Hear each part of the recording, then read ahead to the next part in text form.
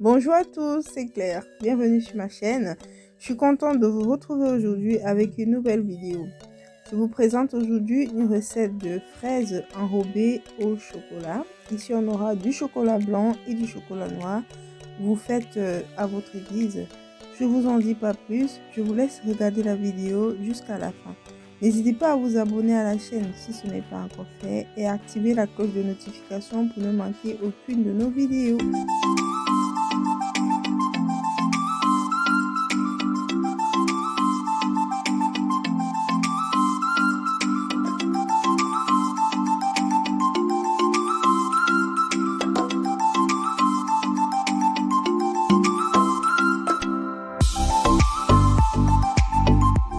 Pour réaliser la recette, on aura besoin des fraises qu'il faut au préalable laver et disposer sur un essuie-tout pour essorer.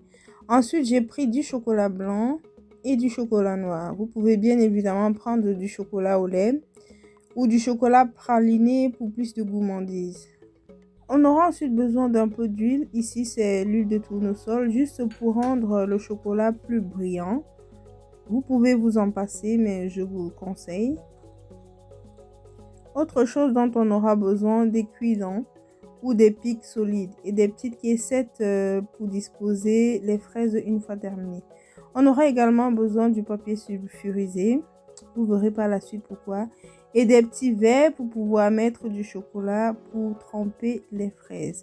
Si vous faites une grande quantité, au lieu des petits verres, prenez une grande tasse par exemple. Nos fraises ont été lavées au préalable, donc on va essorer le maximum d'eau possible. Mais si vous les lavez longtemps à l'avance, ils auront le temps de sécher un peu. Par la suite, on va directement piquer les cuidons. Ici, il faut prendre 2 cuidons pour que ce soit plus solide. Avec un cuidon, si vous utilisez des mini ou des petites fraises, ça va. Mais pour des grosses fraises comme ici, l'idéal, c'est de prendre 2 cuidons, ce serait plus solide. Et vous verrez au moment de tremper les fraises dans le chocolat, avec un cuidon, c'est pas très solide. Donc, on prend 2 cuidons pour chaque fraise.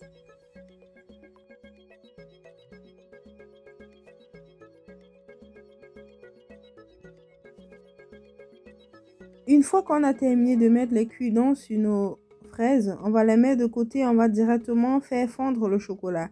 Ici, je le fais à bain-marie. Vous pouvez le faire au micro-ondes, mais si vous le faites au micro-ondes, vérifiez toutes les 30 secondes. Faites sortir, mélangez à l'extérieur pour que le chocolat ne durcisse pas. Une fois notre chocolat fondu, on va rajouter un tout petit peu d'huile. Ici, c'est l'huile de tournesol, autant pour moi, juste pour plus de brillance du chocolat. Si vous voulez du chocolat coloré, une fois que vous avez fait fondre du chocolat blanc, rajoutez simplement du colorant au choix, en petite quantité pour pouvoir avoir la couleur souhaitée. On va utiliser le même procédé pour faire fondre le chocolat noir. Notre papier sulfurisé, ici je vais le diviser en 3. Les 2 autres morceaux serviront pour faire les rayures sur la fraise. Et l'autre partie me servira pour déposer les fraises une fois trempées dans le chocolat. Il faut simplement prendre la fraise, tremper dans le chocolat, retirer l'excédent de chocolat, sinon ça vous formera une sorte de bosse. Une fois reposé, donc on retire l'excédent de chocolat et on dispose sur le papier sulfurisé comme tantôt ou du papier cuisson. Retirez à chaque fois l'excédent. En retirant l'excédent, ça évite que tout le chocolat descende et ça va vous former comme une sorte de plaque en dessous qui ne serait pas très beau lorsque vous présenterez vos fraises. Voilà. Un petit conseil que je peux donner également, c'est de commencer par les grosses fraises. Là, vous avez encore le chocolat tout plein dans le pot, donc c'est facile. Comme ça, vers la fin, il reste des petites fraises et vous n'auriez pas de souci à vous faire pour les enrober avec du chocolat.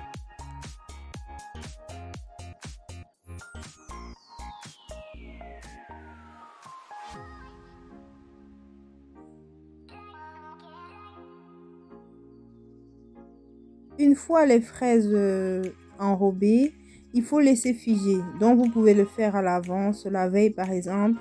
Mais si vous n'avez pas du tout du temps, vous les faites et vous mettez directement au frigo ou au congélateur pour que ça fige. Si vous voulez rajouter des petites perles ou des petites perles ou des petits sucres sur les fraises, il faut le faire lorsque le chocolat n'a pas encore figé, quand c'est encore tout mou. Et c'est plus facile à adhérer, comme là vous voyez. Et ensuite, je vais laisser figer au frigo ici. Et voilà, nos fraises ont bien figé. Là, je vais passer aux petites rayures. C'est à ce moment qu'on va se servir du papier cuisson qu'on avait découpé tantôt pour pouvoir mettre du chocolat pour faire des rayures. Si vous avez une poche à douille, c'est bien aussi. Mais si vous n'en avez pas, vous prenez simplement du papier, vous découpez, vous faites comme en image une forme de coupe, je ne sais pas comment on appelle ça. Et vous bloquez en dessous. Si vous avez du scotch ou de la colle pour coller, ce serait plus facile pour vous. Mais comme j'ai pas une grosse quantité, je vais simplement me servir de ma main pour tenir. Donc je repousse tout le chocolat vers le bas. Je vais essayer de faire sortir le chocolat jusqu'à trouver le débit que je veux. Là, il était tout petit, donc à l'aide de mes ciseaux, je vais faire un plus gros trou. Et voilà, j'ai ce que je veux. Et je vais pouvoir m'en servir plus facilement. Je dispose ma fraise et je passe tout simplement comme là. Vous pouvez faire plus serré, vous pouvez faire des dessins si vous voulez, mais je fais simplement des rayures ici pour cette recette. Et on va répéter l'opération jusqu'à avoir, voilà, jusqu'à épuiser les fraises. Ensuite, je vais passer à l'autre couleur, au chocolat noir.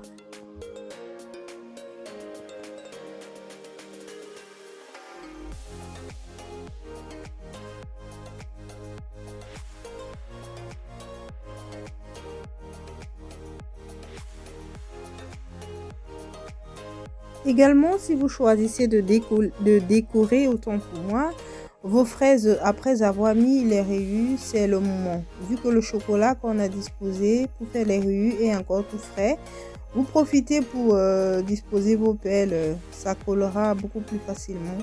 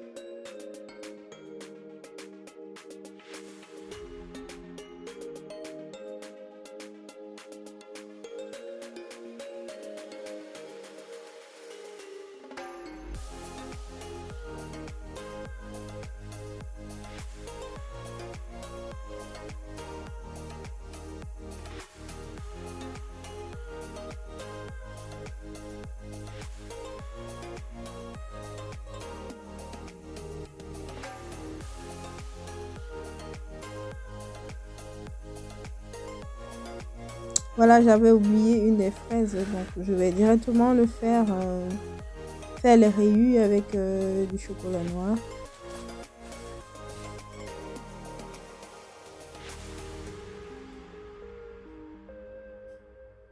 Il faut dire qu'en faisant les rayures avec le même chocolat qu'on a enrobé la fraise, c'est tout aussi beau, je trouve. Surtout si par la suite on va rajouter des perles. Voilà, voilà nos fraises enrobées. On va directement les disposer dans des petites caissettes ou directement les dresser sur notre assiette de service. Une fois dressées, on n'aura plus qu'à se servir. Moi, je les aime bien frais, donc je vais les laisser encore quelques temps au frigo avant de consommer. Et j'espère que vous aurez appris quelque chose de cette vidéo aujourd'hui. N'hésitez pas à nous le dire en commentaire. Je vous invite, si vous avez aimé la vidéo, à nous laisser un petit pouce bleu, à partager la recette avec vos contacts, votre famille, vos amis, bref, toute personne que vous estimez qui aimerait réaliser cette recette.